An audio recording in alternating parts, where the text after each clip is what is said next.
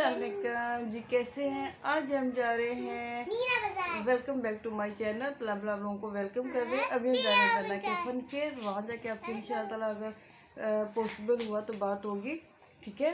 अभी देखिए अंजला रेडी हो चुकी है, ये अब्राहन है, ये मैं हूँ। मैं तो अबाया पहना हुआ है और बस हल्का सा लहंगा लगाया, तो ख़ास तैयार नहीं हुई हूँ, ठीक है। अब से मिलते हैं वहाँ जाके, अपनी दुआ में याद रखिएगा। बाद में मिलते हैं इंशाल्लाह।